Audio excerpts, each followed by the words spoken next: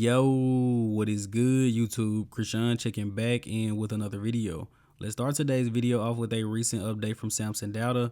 The image on the left is at 2 weeks out from this year's Arnold Classic, and the image on the right is at 7 weeks out from this year's Olympia. And as I say all the time, Samson is still making vast improvements from show to show, and this guy is gonna be one to watch going into this year's Olympia. And Nick Walker's coming in full blown, probably his heaviest yet, and Samson Dauda may also be doing the same. Looking forward to seeing Samson's conditioning on this year's Olympia stage. Now let's switch over to Hunter Labrada, the winner of the 2023 Tampa Pro, runner-up at the Texas Pro. I believe this is Hunter's first full physique update since Texas. And I think Hunter brought his best to the Tampa Pro. Hunter was full, he was conditioned, and also Hunter was not sweating at all. Texas Pro was also a very good version. It was on par with Tampa until he faded. Now with only 7 weeks to go into this year's Olympia, there isn't really much Hunter can do, but try to figure out why was he watery at the Texas Pro. But based off what I'm seeing in these updates, I think it's possible that Hunter can come in slightly better than he did at the Tampa Pro. And we have to start the conversation, how is Hunter going to place at this year's Olympia?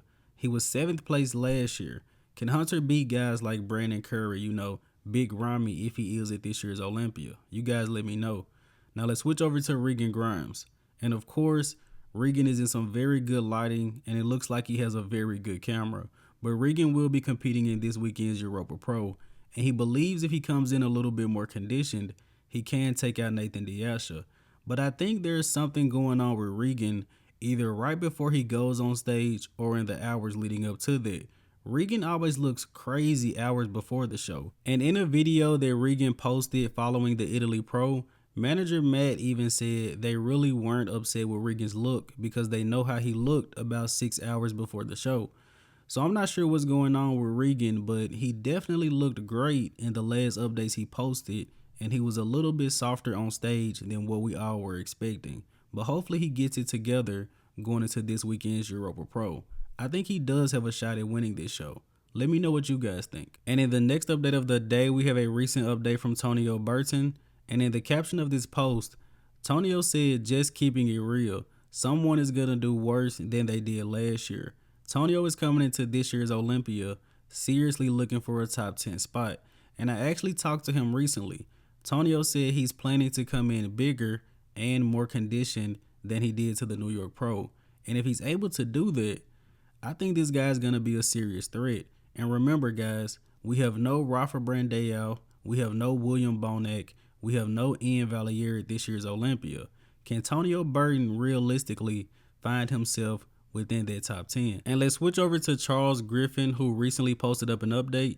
And Charles hasn't really been posting any full physique updates, just a couple of snippets here and there. I guess Charles is going to stay covered up until the Legion Sports Fest, which is in just a few weeks. And I think that's the last US show to qualify for this year's Olympia. And I think Charles is going to win this show. I have to see the competitors list, but Charles is pretty much the highest ranked bodybuilder from last year's Olympia that has yet to qualify for this year's show. Looking forward to seeing what he's going to bring to Legion. Charles said he will be on the 2023 Olympia stage. Now let's switch over to Behrooz Tabani. Unfortunately, I don't believe Behrooz has gotten a visa yet, so he may not be at this year's Olympia. But it looks like Behrooz is still working very hard and hoping that he can get there. Really sucks that this may be the second year in a row that Behrooz doesn't make it to the Olympia. And I think this guy can also be around that 10th place spot. And let's switch over to 212. We have a recent update from Oleh Kryvyi, who just announced he will be competing in this weekend's Europa Pro, 212 division of course. And it's really going to be hard for anyone to beat this guy at this show. Oleh Kryvyi is currently the 5th best 212 guy on the planet, and I think he is going to win this show this weekend. But I was slightly hoping this guy was going to surprise us and do open. I think it's possible he would have ended up in that top 5 with this level of conditioning. Now let's switch over to Classic Physique. We have a recent update from Branch Chan Kang ahead of the Dubai Pro, and I think that show is going to come down to him and Terrence Ruffin. And it looks like both of them may be bringing their all-time best to the show.